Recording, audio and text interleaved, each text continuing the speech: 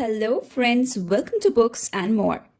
In this video, I will talk about the book The Art of War by Sun Tzu. This is an ancient book written in around 500 BC. This is a military textbook which talks about the way wars should be fought, when to be fought, and with whom to be fought. So what is so significant about such an old military book? Well, a lot. This book is a guide not only in military warfare, but also in other aspects of life. In modern world, this book is celebrated as a guide by management gurus, sports coaches, intelligence agencies, and many more. I'll share with you a story to depict the importance of this book even in today's world. In the year 2014, Mark Zuckerberg, the founder and CEO of Facebook, had a meeting with Evan Spiegel, CEO of Snapchat.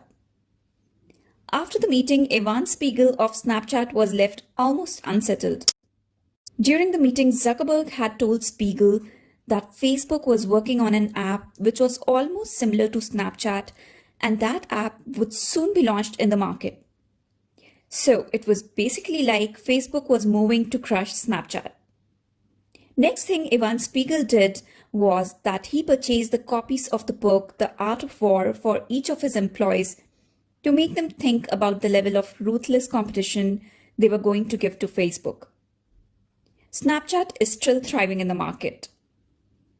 This book offers numerous lessons that can be used in today's life in the situations of dilemma. In this video, I'll share with you 7 most important lessons from this book which can help you to win real-life battles.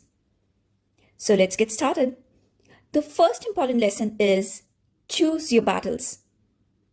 He will win who knows when to fight and when not to fight.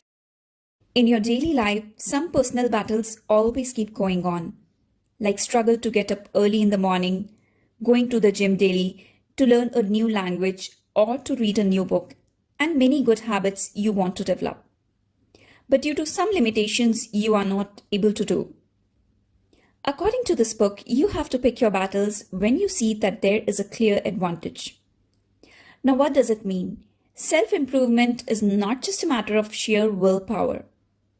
Besides motivation and hard work, you have to create conditions to make the results in your favor.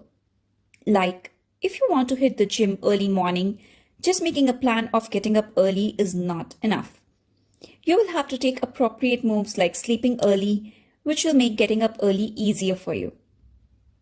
Let us say you want to start a business and you're highly motivated to do so. But to start a new business, you will not only need motivation, but also require resources like time, money, and hard work. As a commander of an army considers all the factors before starting a war, you also have to plan about the resources that will be required to start a new business. This book advises on how to pick the right time and place before engaging in a conflict. The next lesson talks about do not delay your battles. Cleverness has never been seen associated with long delays. Sun Tzu says that you shouldn't show stupid haste while in any battle. However, prolonged war can never be helpful. Nobody benefits from a long war. Similarly, you should not procrastinate any action in your life. Once your plan is ready and the time is right, there shouldn't be any delay in action. If you are planning to start jogging in morning and you created your circumstances favorable by sleeping early and getting up early in the morning, now you shouldn't waste time for any excuses like checking your mobile for a few minutes first. What social media updates did you miss since last night? These things can wait. Now is the time to make the move. Delayed actions cause you to think more, which clutters your mind with useless thoughts, stopping you from planning your next moves and actions. Further, this self-war takes a toll on your mental peace and decreases the confidence and morale. During any battle, your sole objective should be victory, not to prolong your campaign. The next lesson is know your enemies and know yourself. Sun Tzu says, if you know the enemy and know yourself, you need not fear the result of 100 battles. If you know yourself but not the enemy, for every victory gained, you will also suffer a defeat. If you know neither the enemy nor yourself, you will succumb in every battle.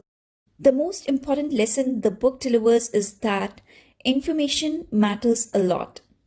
Information not only about yourself, but also about your opponents. This can be understood by an example in sports world. In any sports, coaches and team management discuss the strength and weakness of their own team and also about the opponent team. They also discuss about opponents' possible strategy for the game and accordingly select their own game plan. A strategy planning technique majorly used in corporate world, sports, and several industries is SWOT analysis. It is a process to assess strength, weakness, opportunities, and threats of an entity.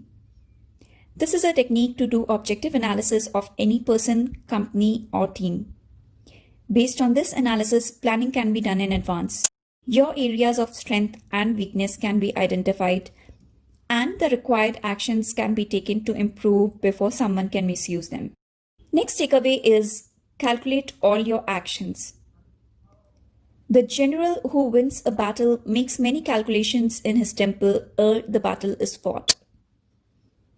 Sun Tzu talks about the importance of calculations before doing any important action. Sometimes you may get success by your moves made without complete analysis, but this success will be based only on luck and other circumstances, which you did not have any control over. You cannot be sure of such success every time. To ensure success in every aspect of your life, you should plan before taking actions. A chess game is a very appropriate example here. A good chess player always thinks 5 moves ahead and does the calculations before making the move. In your life also, if you calculate before taking any action, your plan will be much more effective. Now coming to the next lesson, think responsibly. Leader of armies is arbiter of the people's fate. Your mind is the commander of your body, and how your body behaves depends on the instructions of your mind.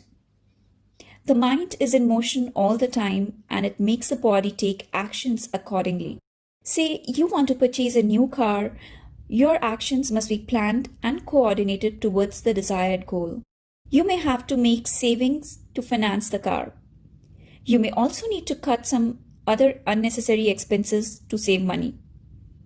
If you keep on dreaming about the car and make no responsible actions to arrange the finances, you cannot move closer to the dream. Secondly, if you dream too big beyond capabilities of your actions, this will also do no good for you, as the mind will not get any peace and it will create air castles only. The next lesson is do not be an open book. All warfare is based on deception.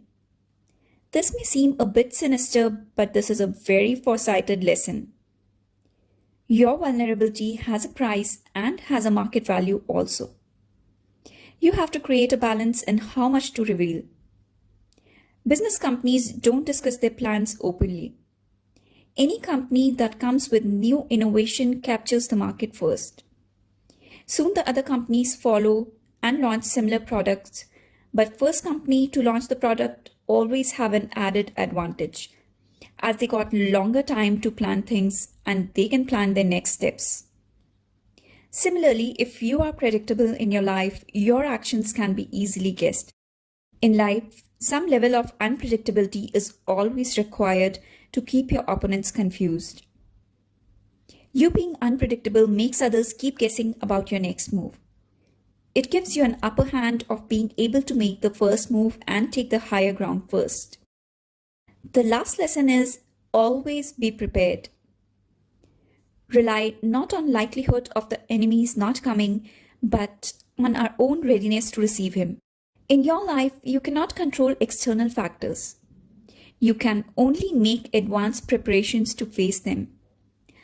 Now let's go back to the first example where Mark Zuckerberg told Ivan Spiegel that he is going to make a product on similar lines with Snapchat.